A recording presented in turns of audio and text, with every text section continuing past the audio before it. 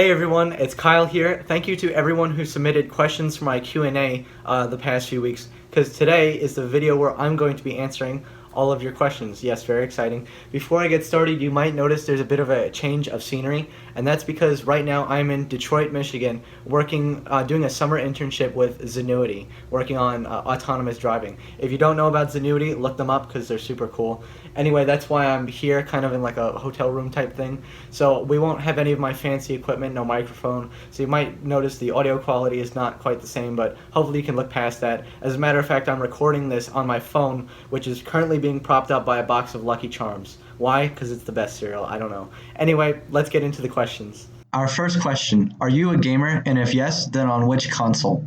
I absolutely would not consider myself to be a gamer. The reason being, it's not because I don't play video games, because I do play. I just don't play video games often enough or as competitively enough as I would say like to classify myself as a gamer. I usually stray away from multiplayer games. I prefer to play, single player games and stuff like that. I'm going to steal a quote from my friend Preston, who says, I don't like playing with other people when I play video games because the whole purpose of me playing games is to get away from people. And I kind of agree with that to a little bit. But what consoles do I play? Pretty much all my life I've played PlayStation. Not because I think it's superior or anything. I don't think any console is superior. It's just what kinds of games that you like to play. I never really got into Nintendo games, but I still like them, and I'll play them occasionally. But my favorite games to play were always especially the old PS2 games, like the old Need for Speeds, like Underground 2 and Most Wanted, are just awesome. I love Sly Cooper. It's just fabulous. Always loved playing Uncharted, things like that. And I got hooked on Fallout for a while. And what am I playing right now? I currently have an Omen gaming laptop, which I ironically very rarely use for gaming. Most of the time I use it for robotics simulations like CAD stuff or music production. But when I do use that, I have a few of the Need for Speed games on my laptop that I play. But yeah, that's pretty much it. So PlayStation 2, sometimes 3, sometimes 4, and occasionally a game on my laptop. What is your dream job, if you have one? So it's hard to nail down precisely a dream job considering I'm so early in my career. Like, I'm only going into my sophomore year now, and the whole purpose of me being here in this internship and also all of the other stuff that I'm doing during the semester is to try out and see some stuff that I like. So it's too early for me to say for sure what I want to do, but a little pipe dream that I've had that's since cropped up is some of you may know, like, I study material science at MIT, which is course 3. And I very recently learned, and this is kind of exciting, is that BMW is strategic partners with MIT for, I don't know how that happened, but I don't question it. And I learned that as automakers now are looking to be more environmentally friendly, they want to step up their electric cars and stuff, and BMW is no exception to that. So I recently learned that BMW is specifically headhunting material scientists, material science graduates from MIT to move to Munich to work in their electric cars and help with improving things like batteries and the electronics and stuff like that, which is exactly the kind of stuff that material science would do. And I just think that's a super cool thing that maybe if that doesn't become my whole career, that I would definitely at least want to try an internship, staying over in Germany for a little while and working for BMW, doing some research on batteries, because really, it encompasses a whole bunch of things, right? Saving the environment, which is always a great thing. I love cars, and BMWs are awesome. You get to do scientific research, but you're in the industry, so you actually make money off of it, which is pretty sweet. And you get to learn get to live in Germany. I'm currently studying German at MIT, and it's so much fun.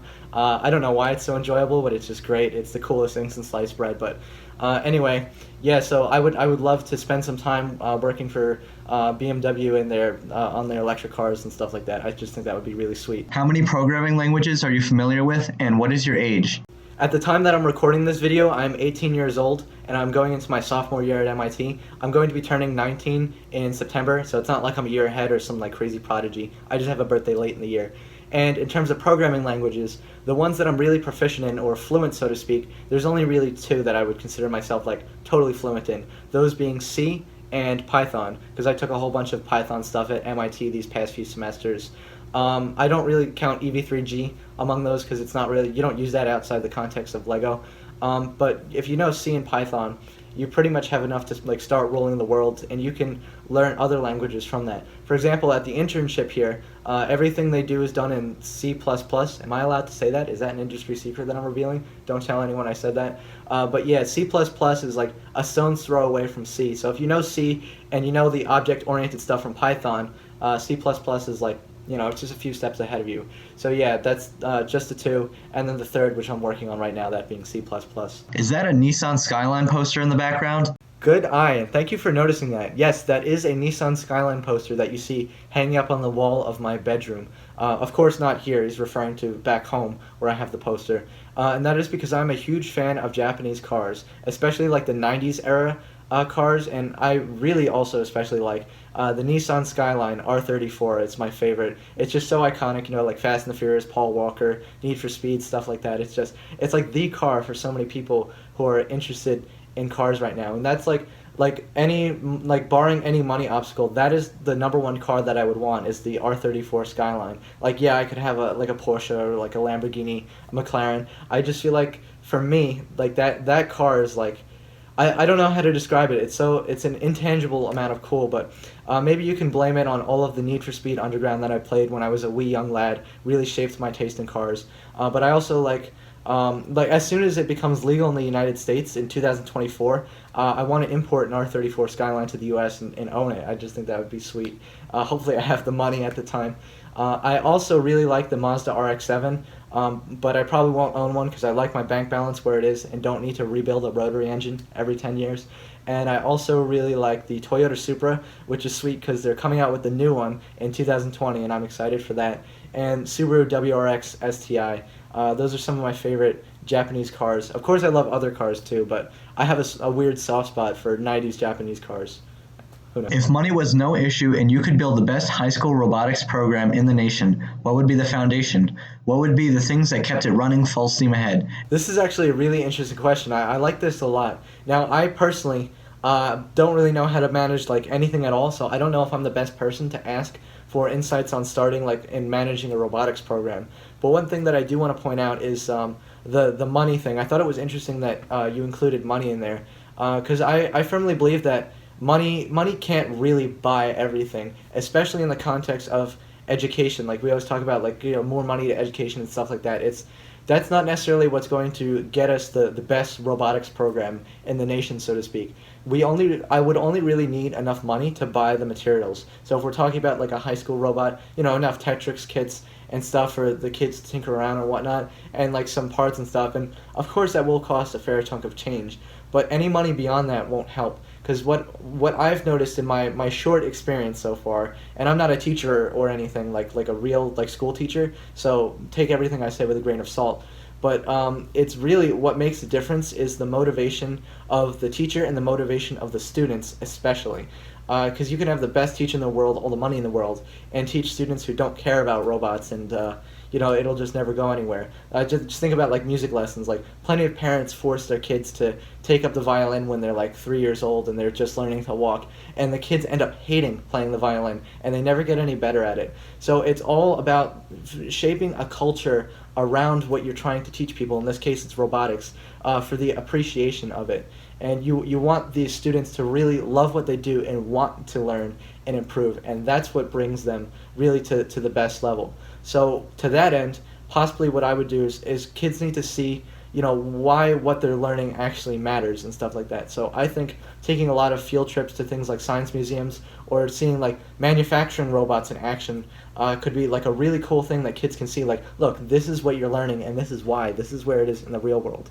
Or hopefully give kids a ride in a self-driving car, because that's super cool. That's the coolest thing since sliced bread. Granted that they're not afraid of it or anything, but yeah, that's kind of like my 2 cents on what would make a great high school robotics program. Not necessarily the money, but it's more about the motivation and the culture. If you were working on a robot and you could only choose to work on the building or only the programming, which would you prefer to do? So I guess this really depends on the context. Like, what are we building this robot for? It really makes a difference. So let's say we're building a robot for competition. Let's say this is middle school Kyle again, but my college brain transplanted in middle school Kyle's body some kind of Victor Frankenstein nonsense, and I was on an FLL team.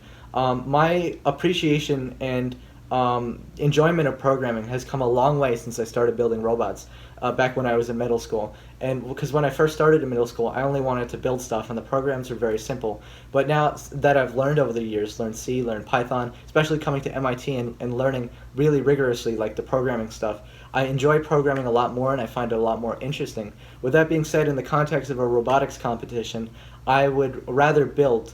The reason being is just because I find it so satisfying to build stuff, like build something physical with my hands. I really like working with my hands and having something to put on the table and show people. I just think there's something very enjoyable and satisfying about just working with physical items, I think. Even though I do really enjoy the programming, I would just slightly rather do the building. The other reason being is because I think in robotics competitions like FIRST, there's more room for creativity in the building than there is in programming. Of course, it's different in WRO. I think there's more room for creativity in programming. And when you get into bigger projects, like sometimes you'll be working on more advanced robots where the hardware is really, really simple. Like it's just a tank drive that goes around with a camera on it. But the programming is where all the magic will happen. So you do stuff like machine vision with the camera. So really, it just depends on what kind of project you're working on. So with something like that, where there's more creativity to be had in the software, I would rather do that. So basically, it's just wherever there's more room to be creative and interesting in your design, that's where I would rather be. Do you ever plan on creating a humanoid or something, like utilizing a 3D printer or CNC machine to create parts so you can essentially create the body of a sentient artificial intelligence?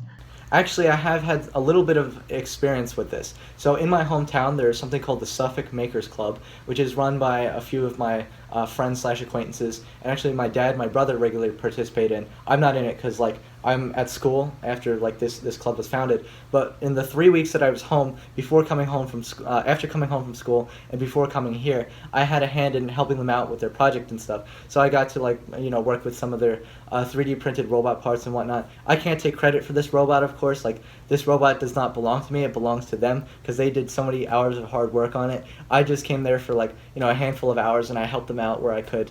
But it was a lot of fun, and it's definitely a project that if I was home full time or if I found something in the Boston area that was similar, I would definitely want to be involved with. I just think that would be a lot of fun. Now, in terms of like sentient intelligence, that's way, way in the future. No one even knows if that could ever exist. But like the hardware in terms of building a humanoid robot out of 3D printed parts, I have had some experience with it, and I would love to do more of it in the future. When was the first time you used an EV3 brick? And then a few people asked some questions about my preference in the Mindstorms products. And since they're related, I'll answer these all together. The first time that I used an EV3 brick, I can't remember if this is the first time I had ever heard of the EV3, but when I was at the World Festival in St. Louis, Missouri back in 2013, I was in 7th grade at the time with my robotics team.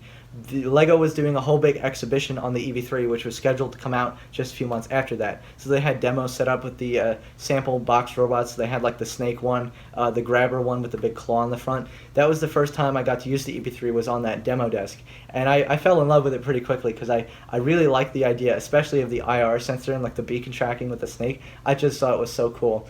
And then a few months after that, the first time I used an EV3 in the context of my own project was later in September of 13, where I was fortunate enough to get my own EV3 pretty early, like right when it had come out. And the first project that I made with that was the Timiton 5, and it was a lot of fun to make that because there was a lot of new cool things to explore with the EV3. So between the EV3 and the NXT, which do I prefer, and is the EV3 really much better than the NXT?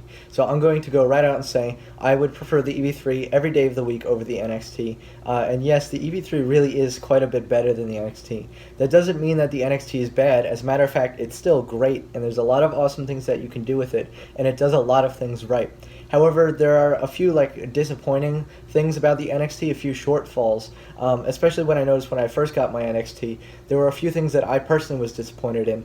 And then when the EV3 came out, it was as if, well, they did listen to us, and they had fixed every complaint or every disappointment I ever had with the NXT. and that's why like when people ask like how could I improve the EV3, the only thing I can think of is like the NXT starts up like that, but the EV3 takes like a minute. So maybe if the EV3 started faster, but other than that, like EV3 all day every day, it's quite a bit better than the NXT. Someone also asked, is EV3 or NXT better than Boost? So Boost is a very different product marketed for different people, for a much younger crowd. So I don't consider NXT and EV3 and Boost to be comparable at all. I also say I really don't have that much experience with Boost. I never got my hands on a set, so I was never able to try it out. But yeah, Boost and NXT EV3, like they're very different products for different people. And then someone asked me, what do you think about the Lego Education Spike Prime? So it looks really cool, to be quite honest. If I'm being 100% honest, I've been out of the loop of a lot of stuff that's been happening with Lego and their product releases for the last few months because I kind of turned into a hermit at MIT. Well, not really, but like focusing on schoolwork and didn't really like keep up with the Lego stuff so well. But when I heard about Spike Prime, it's exciting. It's supposed to slot in between the the EV3 and Boost, where like they're right here, where Boost is for younger kids, EV3 is for older kids, and then Spike Prime goes somewhere in the middle there. There's a lot of really exciting elements that are coming out with the Spike Prime kit, namely the motors that a lot of us are very excited for, and it has some cool wheels. So there's a lot of cool potential for elements and stuff. But beyond that, I don't really know that many details about it. So hopefully, Lego, are you listening? I will get my hands on one so I can try it out and give you guys kind of like a review or a rundown, maybe make some tutorials on it. We'll see. This next question is from Isaac Redlawn. Actually, he has two questions. First, how do you think automation will transform the STEM field, if at all, and how do you see it affecting your career specifically? And his second question is, what has been your least favorite class at MIT and why? Isaac, it's so great to see you here. Now, for those of you guys who don't know who Isaac is, which I assume is like pretty much all of you, he was one of my freshman year roommates at MIT. So he and I lived together in a quad, lots of fun times, it's great. So it's great to see you on here and asking a question, and your questions are really awesome. So the first one, talking about the automation, right?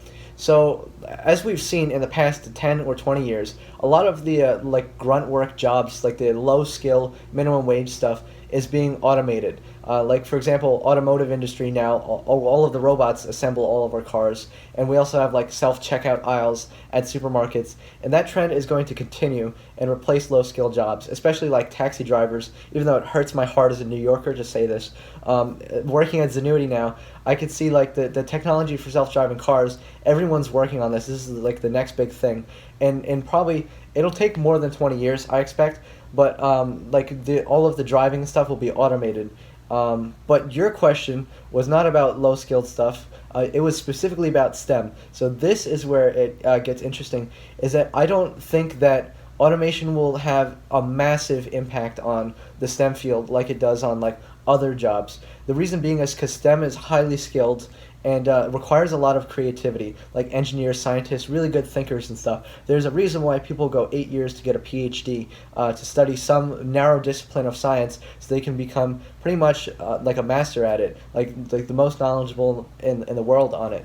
With that being said, I do think automation is going to greatly accelerate the pace at which we can make new discoveries, and consequently that leads to new technologies. So if you think about the research process, right, you usually have someone in academia, usually like a professor or something, will do experiments and whatnot. And like the whole purpose of the experiments is to increase our base of knowledge. And then once we have that knowledge, it's written in the scientific documentation, the literature, like those science papers that no one can read because they may as well be in French. And then this knowledge trickles down to engineers who work usually in the private sector, who will make products for a company that use this knowledge. And where I think automation fits into all of this is on the research side of things. It's going to let us make discoveries a lot more quickly. So for example, I can even speak to my own experience back in my past semester here at MIT. So my spring semester of my freshman year, I worked in a materials lab, specifically PMAT, which is photonic materials. And they were working on prototyping an on-chip spectrometer, which is a really amazing piece of technology. So spectrometer, the 20-second explanation, it's a device that tells you the chemical composition of whatever you have, right? Very useful for materials research. And what they were doing is they were taking the standard spectrometers, which are usually the size of tables at least, and making it fit on a tiny microchip the size of my thumbnail, which is amazing. So what I was working on with them is I was making some software for a device that could automatically run automated experiments on this device that they were prototyping. So they had their new spectrometer, and they had this other device that would test it and run experiments with it. And I was responsible for programming that device. And let me just say, that's an example of automation now creeping into the academic world in research, because that device, as soon as it's up and running, can run really literally 1,000 experiments in the expanse of a second or a few seconds, whereas previously you would have to do all of that manually and it would take forever. And this type of automation is actually not replacing anyone's job. Usually the professor, the grad student, will run the experiment, but now excuse me, sorry. I promise I'm not choking out. I'm not crying at the fall of human labor and stuff. Now with this automated system, you could do so many more experiments more quickly, so that moves along the pace of your research. So you're able to do more projects more quickly and eventually discover more stuff. And eventually that additional knowledge that has come out of the research base will trickle down to engineers who now have more knowledge and scientific data to work with and can make more products more quickly. Eventually, it's going to accelerate a lot of stuff. And eventually, I heard someone who is far wiser than I am say that eventually we're going to have an AI, for example, that is smart enough that it can do simulations on its own and predict the properties of different chemical compounds or materials and stuff like that, which that would greatly accelerate the discovery and stuff. So instead of now having graduate students and PhD students who would need to do experiments to discover stuff, imagine having an AI that does all of that for us. That would be incredible. And that slots in specifically, well, all of what I just said, talking about the materials lab, slots into specifically to my career as a material scientist. Imagine having an AI that just discovers stuff for us. I would get replaced. I would be homeless. I would have to work. I don't know where I would work, but I think the AI is many, many decades in the future, but that's just some food for thought, something that might be possible someday. Who knows? And now with Isaac's second question, we're gradually going to transition into talking about my time at MIT, and my camera is slipping off of this Lucky Charms box. Sorry about that. His next question is, what was my least favorite class and why? And Isaac, I know you know the answer to this. He's just asking, of course, for the purpose of the Q&A, because it's an interesting discussion topic. So in our spring semesters of our freshman year, Isaac and I together took 6042. All of the classes at MIT are named with numbers. What that means in English is Mathematics for Computer Science, also known as discrete math. And yes, I can already hear those of you who have studied higher mathematics in some function in college probably know exactly what I'm talking about and where I'm going to be going with this. So Isaac and I took this class together and commiserated through it, and it was really quite a time. The reason why I say it's easily my least favorite class is because it was very difficult, and it has a reputation among a lot of students at MIT who study computer science for being one of the most difficult classes in the computer science track. And a lot of people ask me, hey, you're studying material science, why are you in this class? I don't know. Well, I'm doing a CS minor, but most people, when they study mathematics, throughout actually this extends to anything, but most people will find this relatable in math. When you study mathematics, whether it's in middle school, high school, college, or in a graduate level, at some point in time, everybody is going to hit a wall. Unless you're like John von Neumann and you're just brilliant.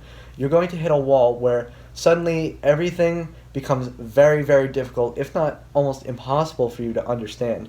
You can't really grasp concepts as lucidly as you once were able to. And that's where discrete math was for me, and that's where it is for a lot of people at MIT.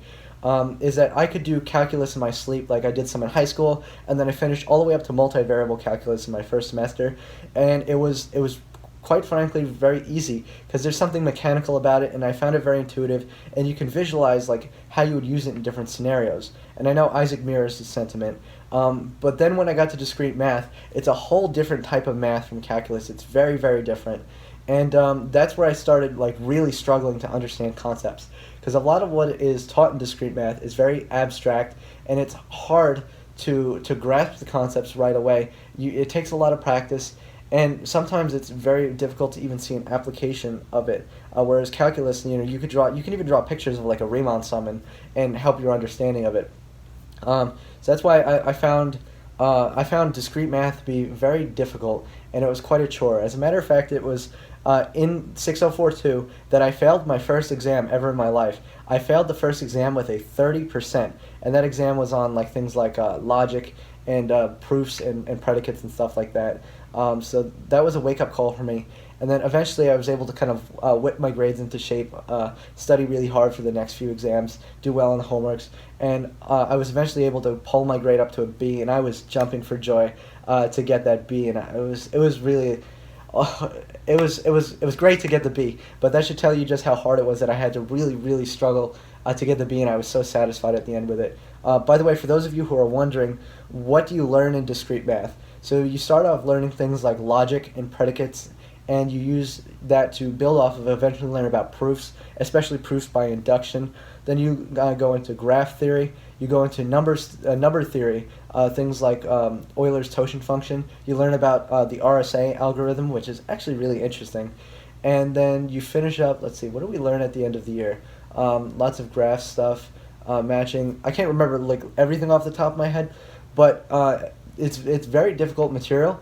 But since I've come out of that class now, I'm like a month or so removed from it, my appreciation for the class actually has increased a lot. The reason being is because a lot of really interesting concepts, even though they are difficult, they are really interesting. So removed from the pressure of having to, take a test on all this stuff, you kind of appreciate how interesting things like Euler's totient function is, how interesting the pigeonhole principle is. And if you're curious, look up some of those stuff on like something like Wikipedia or Wolfram Math, because they are really fascinating.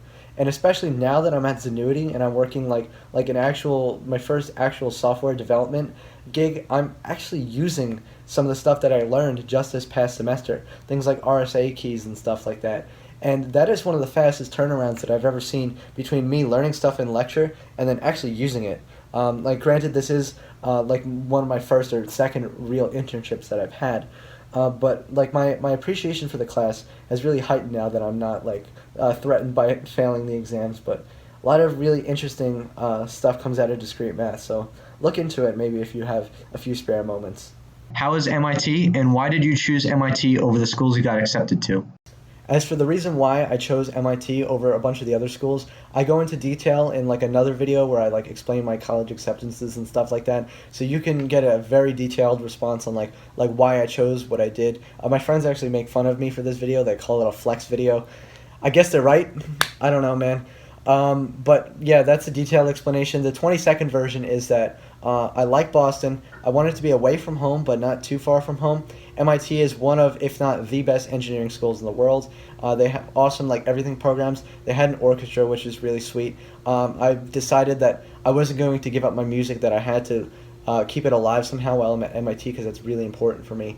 And since, like, when I made my decision to go to MIT, I couldn't have anticipated everything that I would have loved about it. Because really, as soon as I got there, I was completely reaffirmed in my decision that I had made the right choice. So this is now getting into why did I, or this is getting into how is MIT?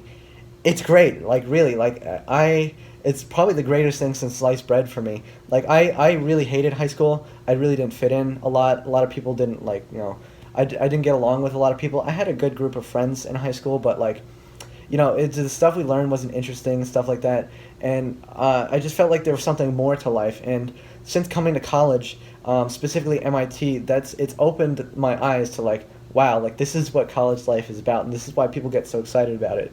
It was the first week there that I realized that I was in the right place. Because right away, people were understanding all of my nerdy, dorky sense of humor jokes. Like, you can make jokes about derivatives and, math jokes, and, people, understand you. You can have really interesting, detailed, in-depth conversations about stuff. And not always about technology, sometimes about philosophy, about politics.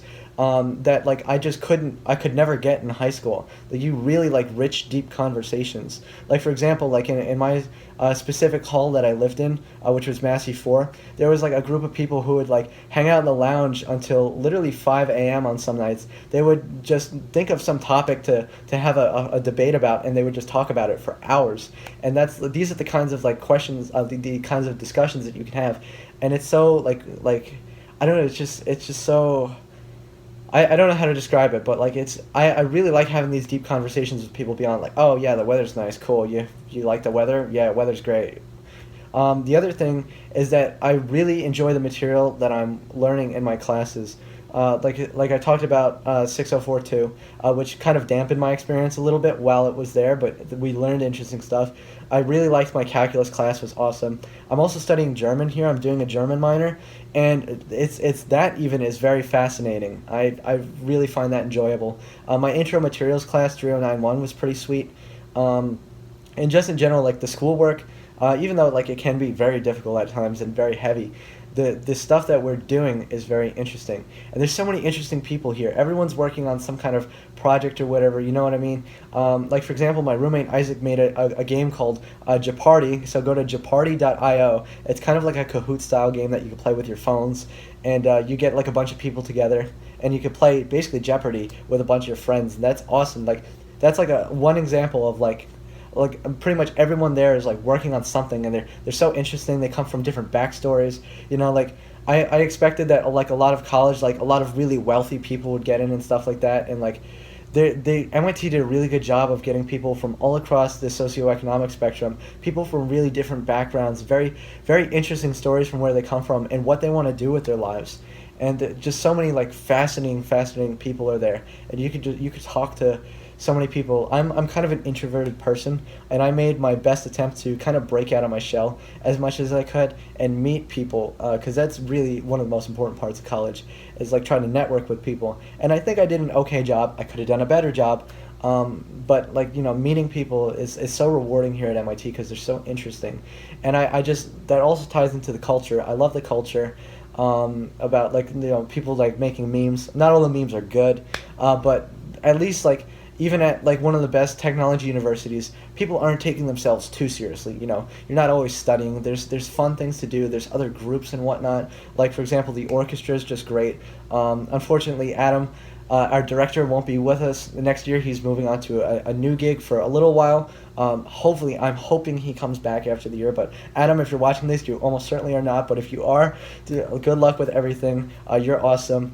And yeah, there's so many cool groups to get involved with on campus, and I also love the city of Boston, like the surrounding peripheral. So many good restaurants, like a really good music scene. I kind of befriended one of the local bands in Boston called the Dirty Dotties, and I went to a bunch of their shows. And at one point in their shows, I was helping them like mix their volume as they were going on stage. And it's just I don't know, it's just so cool, like this new world that I can get involved in.